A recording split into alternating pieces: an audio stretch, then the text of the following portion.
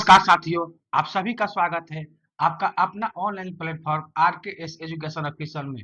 तो साथियों, एक और खुशखबरी आई है और वो खुशखबरी है मध्य प्रदेश से, यानी एमपी गवर्नमेंट के सर्विस आया है। और एमपी सरकार ने, मध्य प्रदेश सरकार ने 7500 पदों के लिए एमपी पुलिस की वैकेंसी निकाल दी है। कितने पदों के लिए? 7500 पदों के लिए एमपी पुलिस की वैकेंसी निकाल दी है। और ये उन बच्चों के लिए बहुत अच्छी खुशखबरी है कि जो चाहते हैं कि हम पुलिस में बने, और उन एमपी के उन और बच्चे के लिए भी और अच्छी खुशखबरी है कि वो चाहते हैं कि हम सरकारी सर्विस करें, तो उसके लिए एक सुनहरा मौका मिल गया है। अगर इसके क्राइटेरिया को पूरा करते हैं तो एमपी पुलिस बन सकते हैं। तो चलो देखिए, एमपी ईएसबी के माध्यम से Madhya Pradesh Madhya Pradesh employ selection board के माध्यम से एमपी पुलिस की वैकेंसी निकाली गई है। और एक टोटल जो वैकेंसी है 7500 पदों के लिए है।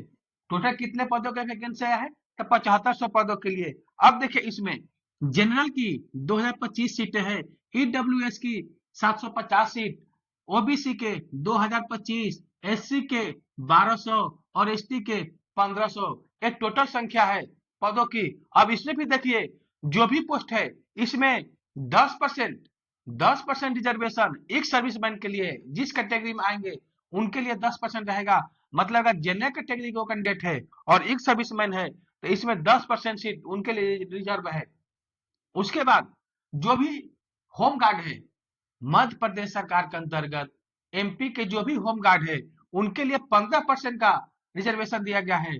अब जिस कैटेगरी में आएंगे उसमें उन 15% सीट उनके लिए रिजर्व है। जैसे जनरल में 2025 सीट है, अगर वो होम गार्ड में है तो इसमें से 15% सीट पर उनका अधिकार रहेगा। उसी प्रकार एससी में 1200 है, इसे 15% सीट होम गार्ड के लिए रिजर्व है। उसके बाद फीमेल फीमेल फीमेल को 35 पर आरक्षण है।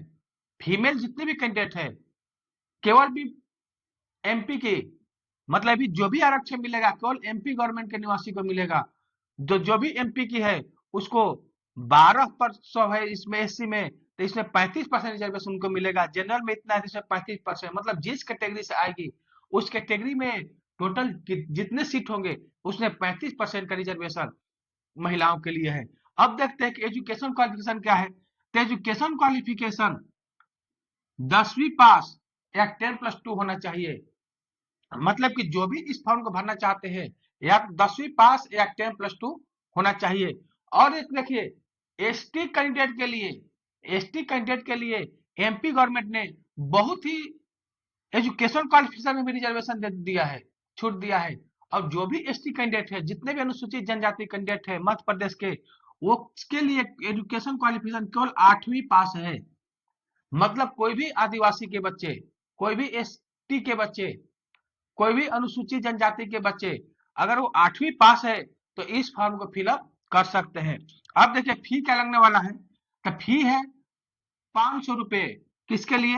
जनरल और अदर स्टेट के मेल फीमेल के लिए। मतलब जनरल कैंडिडेट केवल मेल, एमपी के जो भी केवल मेल कैंडिडेट है जनरल के, और अदर स्टेट के मेल और फीमेल दोनों के लिए 500 रुपया। बाकी ईडब्ल्यूएस, ओबीसी, एसटी, एससी और पीडब्ल्यूडी के लिए 250 रुपया मात्र। अब ये जो 250 रुपया लगेगा केवल एमपी के मूल निवासी के लगेगा। मतलब कि इसमें अदर स्टेट के कैंडिडेट नहीं आएंगे। उसके साथ ये भी बताया गया है कि जैसे होम गार्ड के रिजर्वेशन है, तो जो भी पुलिस विभाग के डिपार्टमेंट से है, अगर वो एमपी पुलिस की भरेंगे तो दूसरा तो कोई भर नहीं सकता है।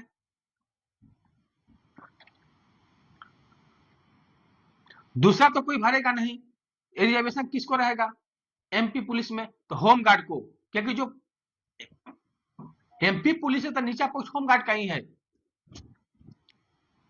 तो जो भी होम गार्ड के होंगे उनको, जो भी मतलब कि पुलिस विभाग से होंगे, अगर जनरल होंगे तो उनको देना होगा 200 रुपया। कितना देना होगा? 200 रुपया।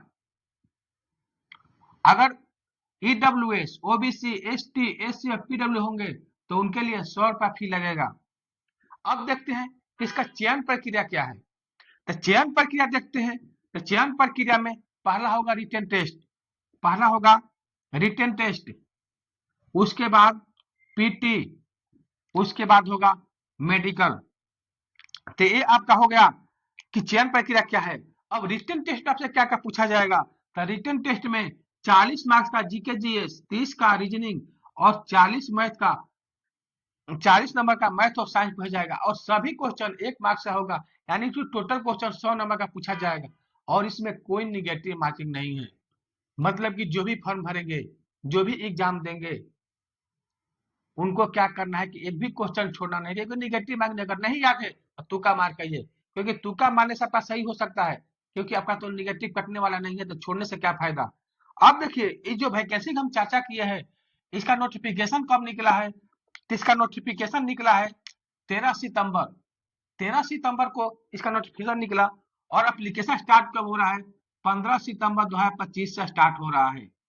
और लास्ट डेट कब है इसका, लास्ट जो डेट है अप्लाई करने का, वो 29/9/2025 को ये लास्ट डेट है। आप 29/9/2025 तक आप पेमेंट भी कर सकते हैं और लास्ट सबमिट भी कर सकते हैं। उसके बाद इसमें एक और अच्छी न्यूज क्या है कि अगर फॉर्म भरते समय अगर आपसे कहीं भी गलती होता है, तो आप इसको करेक्शन कर सकते हैं। और करेक्शन करने के लिए भी आपका डेट कब से है, जिस दिन से अप्लाई कीजिएगा, मतलब 15 सितंबर 2025 से आप करेक्शन भी कर सकते हैं।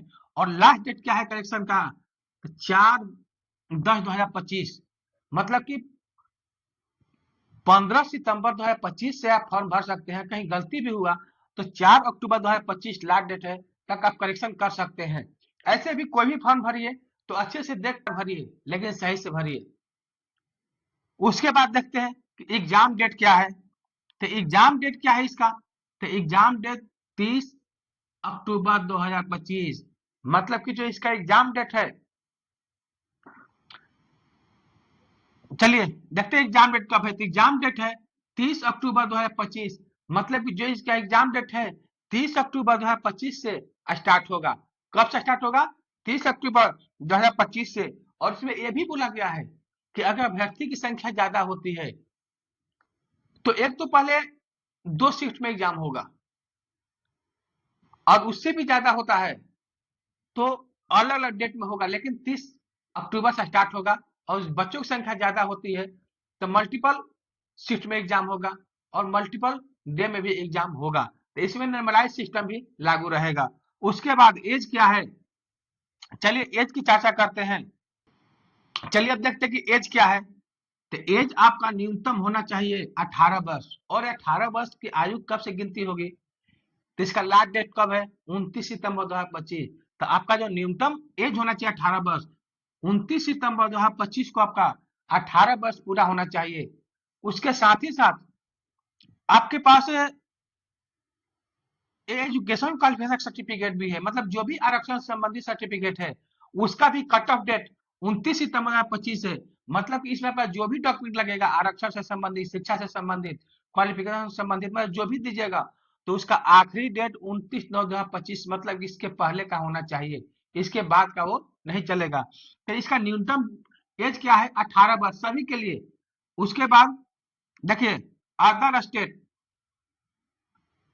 अदर स्टेट मेल और फीमेल, अदर स्टेट के मेल और फीमेल के लिए कितना है, 33 वर्ष। अदर स्टेट के अगर एमपी के छोड़ के अगर कोई भी अगर दूसरे स्टेट के निवासी है, तो उसके लिए अधिकतम में 33 वर्ष होगा। इसको कोई छूट नहीं मिलेगा किसी प्रकार की, वो सीधे जनरल में काउंट होंगे। इनको आरक्षण किसी प्रकार नहीं मिलने वाला है, चाहे वो उस स्टेट की एसटी, एससी, ओबीसी, ईडब्ल्यूएस क्यों ना हो, यहाँ अदर स्टेट को कोई छूट नहीं मिलेगा। उसके बाद जनरल और ईडब्ल्यूएस, इसके लिए एज क्या है, 33 वर्ष। जनरल और ईडब्ल्यूएस के लिए अधिकतम एज क्या है, 33 वर्ष। उसके बाद फीमेल, एसटी, एससी, ओबीसी, इसके लिए कितना है, 38 वर्ष। कितना एज रखा गया है अधिकतम, 38 वर्ष।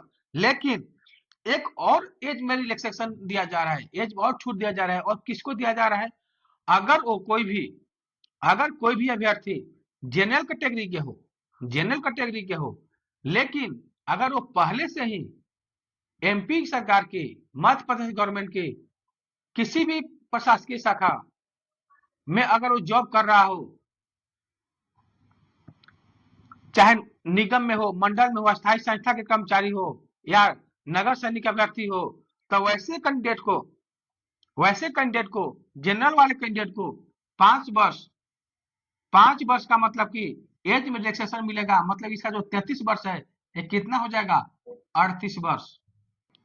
कितना हो जाएगा, 38 वर्ष। उसके ये तो उसके लिए हो गया जो पहले से महाराष्ट्र सरकार के किसी प्रशासकीय कार्य में या नगर निगम में मतलब वो कार्य कर रहे हैं तो। लेकिन और इसको एज में डिस्काउंट है, छूट है, रिजर्वेशन है जनरल कैटेगरी के लिए और ईडब्ल्यूएस के लिए। अगर वो अनारक्षित कैटेगरी के है, जनरल कैटेगरी कैंडिडेट है और वो अनारक्षित श्रेणी के साथ अंतरजातीय विवाह करता है, क्या करता है, अंतरजातीय विवाह करता है, मतलब को एससी एसटी ओबीसी का शादी करता है, तो उसको भी 5 साल का डिस्काउंट दिया जाएगा एज में। और 5 साल जब छूट मिलेगा तो उसका भी अधिकतम एज कितना हो जाएगा, 33 से कितना हो जाएगा, 38 वर्ष। तो ये तो उनके लिए हो गया।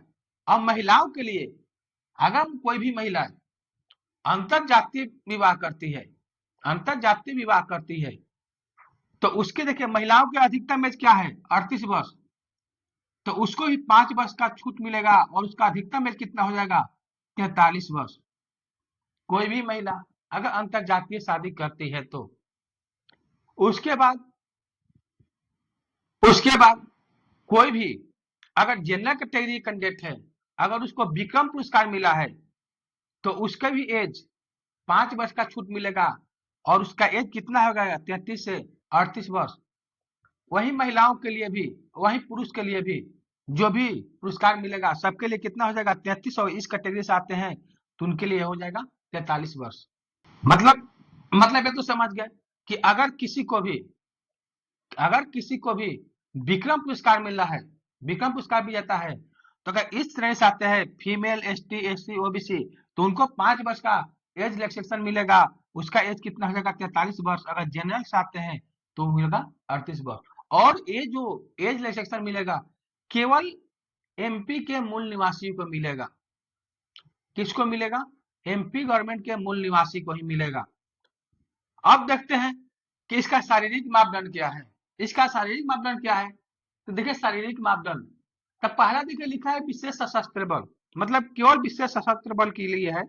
तो उसके लिए देखिए जनरल, उसके लिए जनरल और ओबीसी, जनरल और ओबीसी, जनरल और ओबीसी के कैंडिडेट के लिए उसकी हाइट होना चाहिए 168 सेंटीमीटर और चेस्ट बिना फुलाए 79 सेंटीमीटर और फुला करके 84।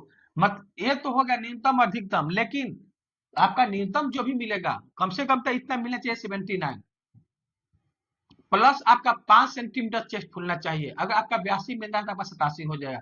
ये न्यूनतम हो गया कि न्यूनतम का 79 चाहिए। वही देखिए गोरखा गढ़वाली कुमाऊं और के लिए कितना हाइट चाहिए, 157 सेंटीमीटर और चेस्ट सबके लिए यही है 79 और 84 न्यूनतम। वहीं देखिए मराठा के लिए, मराठा और एससी एसटी के लिए हाइट क्या है, 165 सेंटीमीटर और इनके लिए भी चेस्ट इतना ही है 79 और 84। मतलब का जितना भी न्यूनतम आपका 79 होना चाहिए। उसके बाद आपको जितना भी मिलेगा उसमें प्लस 5 सेंटीमीटर आपका चेस्ट फुलना चाहिए। ये तो विशेष सशस्त्र बल की हो गया। अब इसके अलावा इस पोस्ट को छोड़ के बाकी में जो पोस्ट है जनरल ओबीसी और एसटी के लिए हाइट कितना चाहिए, 168 सेंटीमीटर और चेस्ट कितना होना चाहिए, 81 से 86। मतलब कि न्यूनतम 81 सेंटीमीटर और फुलाने के 5 सेंटीमीटर फुला दीजिएगा तो कितना हो जाएगा, 86 सेंटीमीटर। वही फीमेल के लिए 155, फीमेल के लिए चेस्ट की कोई मापदंड नहीं है। वही एसटी कैंडिडेट के लिए हाइट 160 सेंटीमीटर और चेस्ट कितना होगा, 76 सेंटीमीटर से 81 सेंटीमीटर न्यूनतम है। और फीमेल के लिए भी 155 सेंटीमीटर, कोई चेस्ट की फुल नहीं है फीमेल के लिए। आप देखते हैं कि इसका जो आपको डॉक्यूमेंट क्या क्या लगेगा, तो आपको डॉक्यूमेंट के लिए आपका तो पहले 10th पास, मतलब जो भी शैक्षिक योग्यता है, शैक्षिक योग्यता,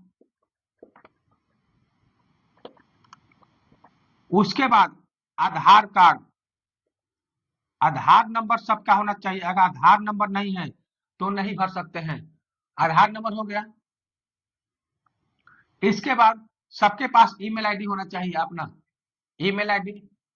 उसके बाद फोटो युक्त पहचान पत्र जैसे पैन कार्ड हो गया, मतदाता कार्ड हो गया, वोटर कार्ड हो गया, आधार कार्ड हो गया, पासपोर्ट हो गया, ये तो होगा। हाँ, और एक चीज ध्यान देने वाली बात है कि इसमें एक सबसे बड़ी क्या है कि 26 जनवरी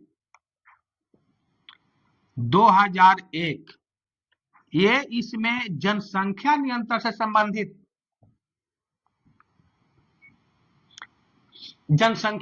से संबंधित इस भर्ती में एक रूल लागू भी हुआ है, यानी कि वैसे कैंडिडेट जिसके 2 जीवित बच्चे हैं, वो तो फॉर्म भरेंगे, सभी फॉर्म भरेंगे, उसमें कोई दिक्कत नहीं है।